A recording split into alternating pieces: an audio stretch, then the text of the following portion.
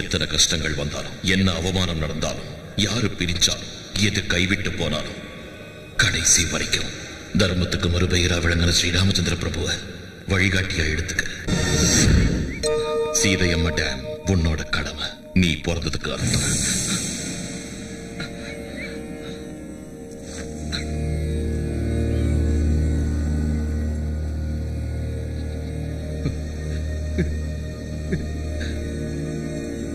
இப்பேற்பட்ட நிலைமையிலையும் உன்னோட தைரியத்தை மட்டும் கைவிட்டுடாத. அது உனக்கு துணையா இருக்கும்.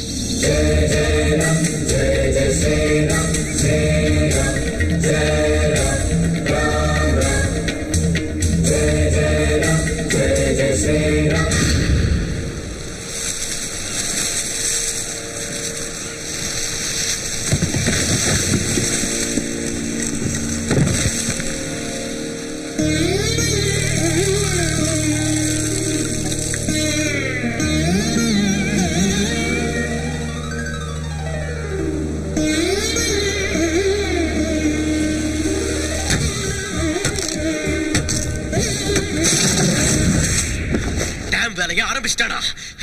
இனி லாபம் இல்ல. அவனை விடக்கூடாது. சாமியார நம்பி, மந்திர தந்திரத்தை நம்பி கடைசியில் எதுவுமே வேலைக்கு ஆகல. அவனை கொல்லுணும். அது வச்சு 5 கடவுளுக்கு சமம். இந்த டேம் ஊர் மக்கள் நல்லதுக்கு. உன் பிடிவாதத்தால நீயே உன் அழிவை தேடிக்காத. இப்போ ஒண்ணு மிஞ்சி போயிடல. என் பேச்ச கேளு. 5 கெஞ்சி பாரு, நமக்கு உயிர் பிச்சை கொடுப்பான். 5 கெஞ்சணுமா? என் தம்பி என் பேச்ச கேட்காதப்போ நான் எதுக்கு உயிரோட இருக்கணும்? நான் செத்து போறேன். நான் செத்து போறேன். நான் செத்து போறேன். நான் செத்து போறேன். நான் செத்து போறேன். நான் செத்து போறேன். நான் செத்து போறேன். நான் செத்து போறேன்.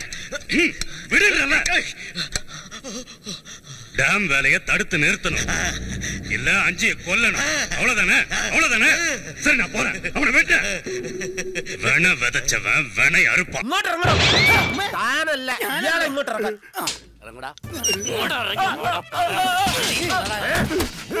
ആ ഭൂപതിയുടെ വായിൽ നിന്ന് നിന്റെ പേര് പുറത്തു വരുന്നതിന് മുമ്പ് എന്നോട് പറഞ്ഞു തൊലക്കടാ, നീയാണ് വിഗ്രഹം മോഷ്ടിച്ചതെന്ന്.